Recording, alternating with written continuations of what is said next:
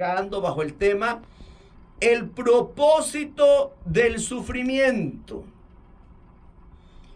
Y esto es importante que todos notemos cuando nos encontramos en diferentes situaciones de nuestra vida y que decimos, estoy sufriendo.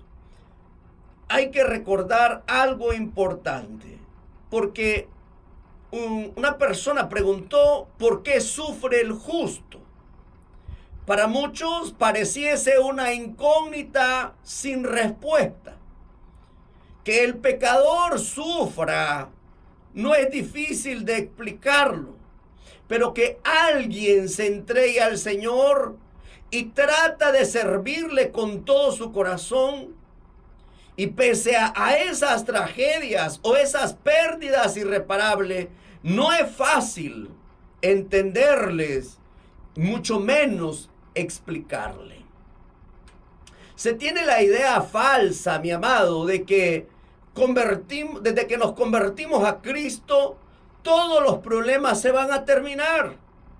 Recordemos la palabra de nuestro Dios que dice el Salmo 34, verso 19, que el justo va a sufrir. Muchas son las aflicciones del justo, pero de todas ellas Jehová le librará. Que el justo sufra no es algo que nos pueda sorprender, sino que no solamente es algo normal, sino que es anticipado. La Escritura nos dice, hablando el Señor Jesús, en el mundo tendréis aflicciones, pero confiad, yo he vencido al mundo. Nosotros siempre estamos visualizando el sufrimiento como algo negativo, como algo trágico, como algo ilógico, como algo irónico y aún indeseable. Dios, en su inmensa sabiduría, lo que hace ver a través del sufrimiento es un caudal de bendiciones y beneficios. Entre tanto que nosotros vemos el sufrimiento como una muerte, Dios lo ve como vida. Nosotros lo vemos como una destrucción. Dios lo ve como una nueva criatura. Nosotros podemos ver el sufrimiento como un dolor, pero Dios contempla una sanidad. Nosotros podemos ver el sufrimiento como una derrota. Dios lo anticipa como una oportunidad. E incluso nosotros podemos ver el sufrimiento como una ironía. Para Dios es un momento de armonía.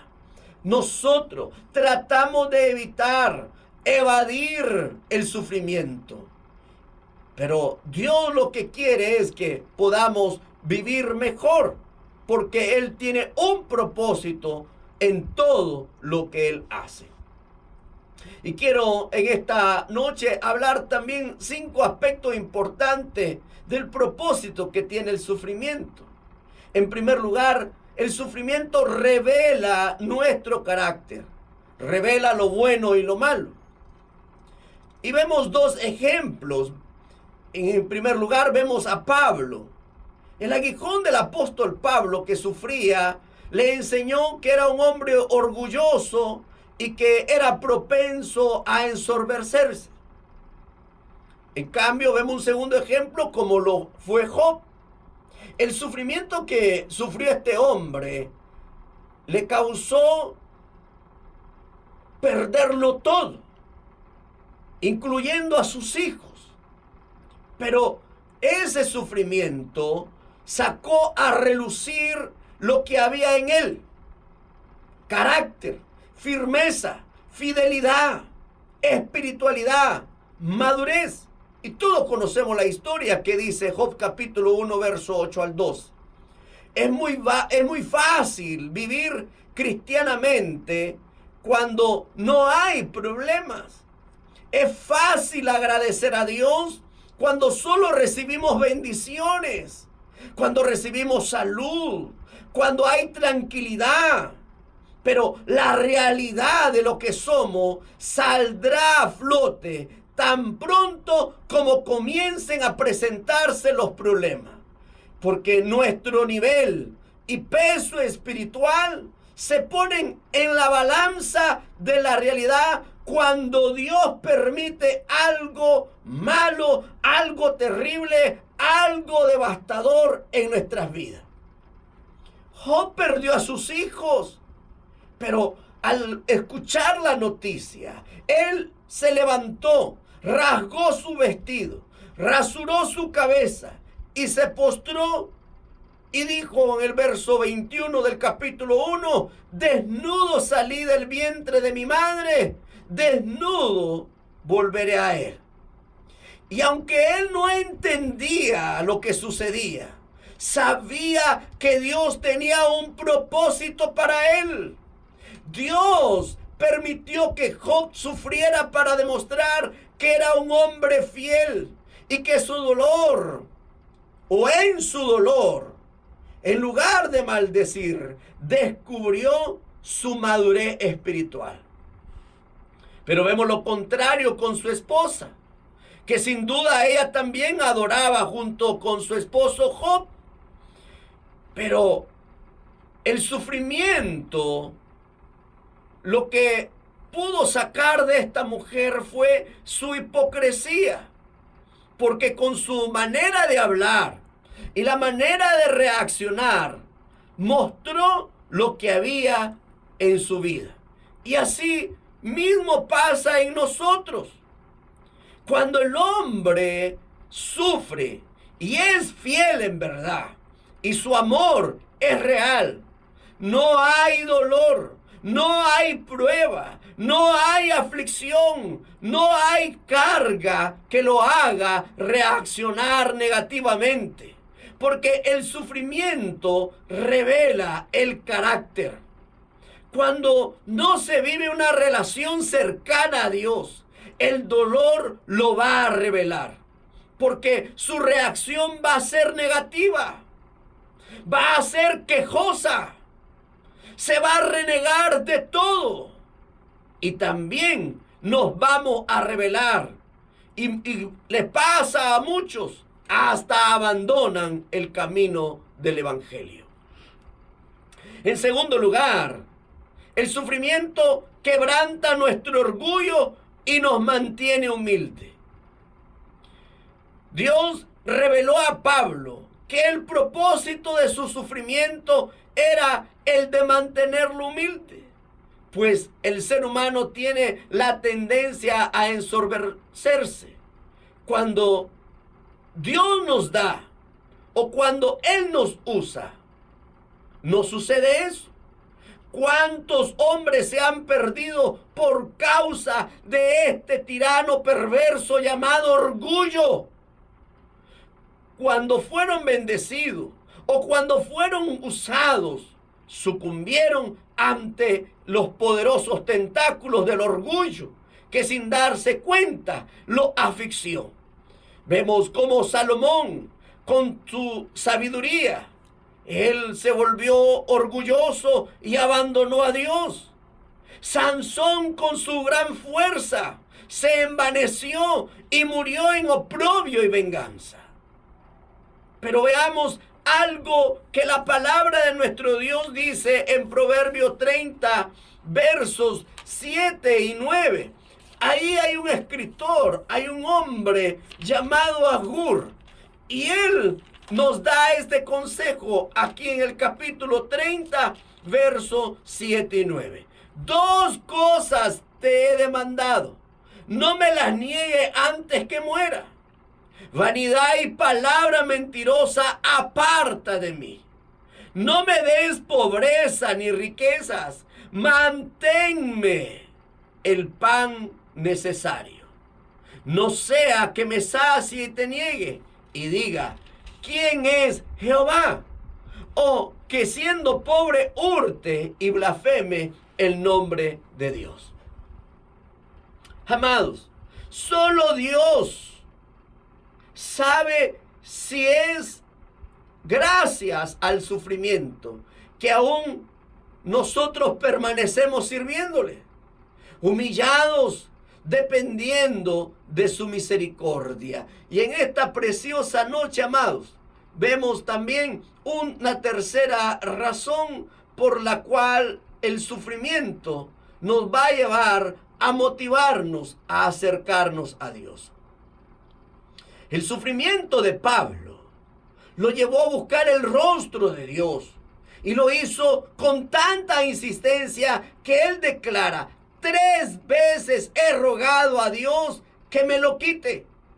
O sea, dedicó 3 periodos de búsqueda en oración. Job lo hizo también, pero hizo que él profundizara en el conocimiento de Dios. Recordemos las palabras ya en su último capítulo de su libro. Él dice: de oídas te había oído, mas ahora mis ojos te ven, y te preguntaré y tú me enseñarás. En cuarto lugar, el sufrimiento perfecciona la obra de Dios en nuestras vidas.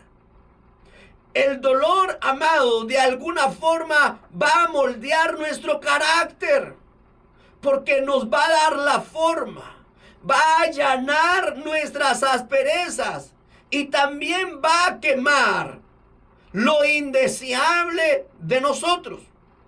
Dios le dijo a Pablo que su poder se iba a perfeccionar en su debilidad. En el Proverbios 29:19, el proverbista dice: el siervo no se corrige con palabras, porque entiende, mas no hace caso. ¿Cuántas veces Dios nos ha invitado a buscarle más y a servirle más, pero ignoramos su voz? Es decir, aunque entendemos, no hacemos caso. Dios a Faraón le envió a Moisés, y Moisés le habló con buenas palabras y no hizo caso.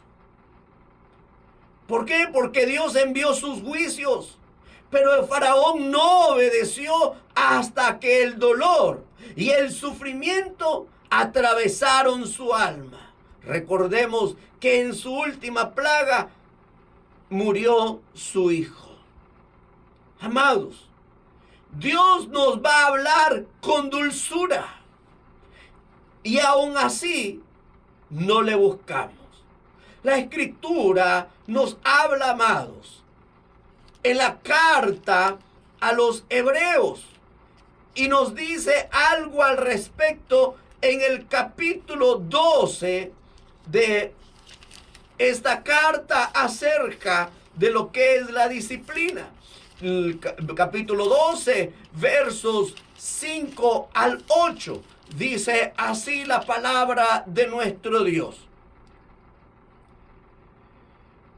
Hijo mío, no menosprecies la disciplina del Señor, ni desmayes cuando eres reprendido por Él. Porque el Señor al que ama disciplina y azota a todo el que recibe por hijo. Si soportáis la disciplina, Dios os trata como a hijos.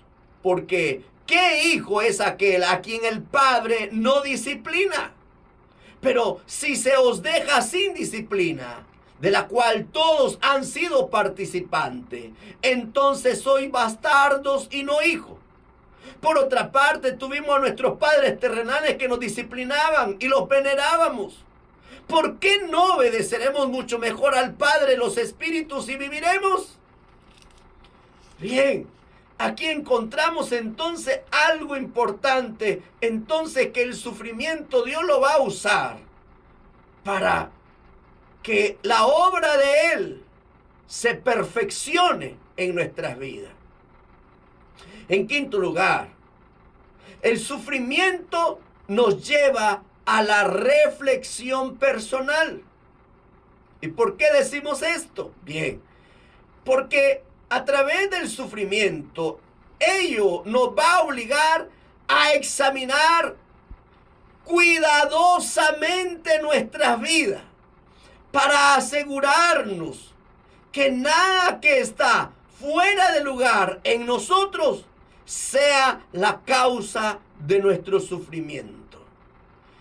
Por ende, amados, la palabra de nuestro Dios nos va a seguir hablando al respecto, y en este caso la carta de los Hebreos nos dice nuevamente en el capítulo 4, versos 15 y 16. Ahí dice de la siguiente manera la Escritura: porque no tenemos un sumo sacerdote que no pueda compadecerse de nuestras debilidades, sino uno que fue tentado en todo según nuestra semejanza, pero sin pecado.